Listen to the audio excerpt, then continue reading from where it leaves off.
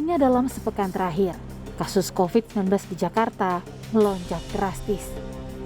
Dari data yang tercatat di BNPB 10 Juni lalu, kasus harian COVID-19 di Jakarta masih berkisar di angka 2091.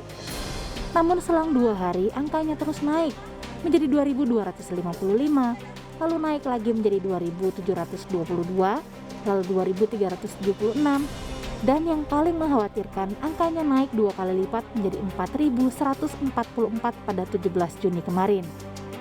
Jumlah kasus ini adalah jumlah kasus tertinggi kedua sejak pandemi di ibu kota setelah yang puncak tertinggi terjadi pada 7 Februari 2021 dengan 4.213 kasus. Yang lebih mengkhawatirkan lagi, kini COVID-19 semakin banyak menyerang anak usia balita hingga 18 tahun. Dari 4.144 kasus baru COVID-19 yang ditemukan di Jakarta pada 17 Juni 2021, 661 kasus diantaranya terjadi pada anak usia 0 hingga 18 tahun, dan 144 kasus diantaranya terjadi pada balita, kata Kepala Bidang Pencegahan dan Pengendalian Penyakit Dinas Kesehatan DKI Jakarta Dwi Oktavia lewat rilis di laman ppid.jakarta.go.id 17 Juni 2021.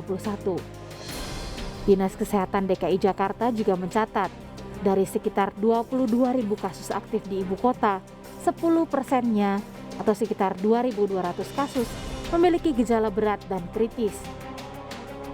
Imbas lonjakan drastis serta meningkatnya tren COVID-19 pada anak juga varian baru SARS-CoV-2 penyebab COVID-19, Pemprov DKI Jakarta pun memutuskan untuk menghentikan sementara uji coba pembelajaran tatap muka di ibu kota. Perkantoran di Jakarta juga diwajibkan menerapkan kebijakan 75% pegawai work from home atau bekerja dari rumah. Namun, wacana menarik rem darurat di tengah Jakarta yang genting akibat COVID-19 masih menunggu evaluasi pemberlakuan pembatasan kegiatan masyarakat berskala mikro yang masih berjalan. Kita akan upayakan dalam waktu dekat nanti Pak Gubernur bersama dengan jajaran kita, Forkopimda Permenkes akan melihat dalam 1-2 hari ke depan ya, apakah kita terus melaksanakan PPKM sampai 14 hari ke depan atau ada kebijakan lain. Di tengahnya 14 hari kita masih akan lihat setiap hari, kita akan lakukan evaluasi, pembahasan, dan pengawasan.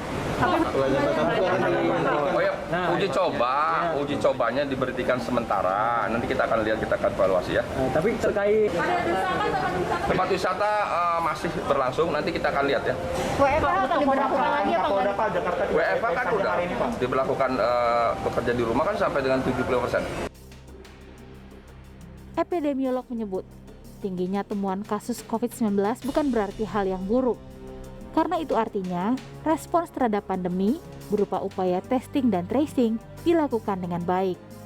Kalau ada daerah manapun itu, tidak hanya Jakarta, kemudian menemukan kasus banyak, mau Jawa Timur, Jawa Tengah, Jawa Barat, atau di Sumatera, atau dimanapun, bahkan negara di dunia ini menemukan kasus banyak, itu adalah artinya satu upaya yang sudah tepat dilakukan, ya, karena memang saat ini sudah bukan, nggak mungkin kalau kita misalnya ada daerah melaporkan sedikit itu artinya dia tidak serius. Saya sampaikan tidak serius daerah itu dalam melakukan respon terhadap pandemi, dan itu berarti pengabaian terhadap kesehatan masyarakat. Karena situasi Indonesia yang 1 tahun ini sudah tidak terkendali dengan tes positivity rate di atas 5%, mengharuskan kita harus menemukan banyak kasus. Kalau tidak, bom waktu ini meledak ya, tanpa terkendali ya.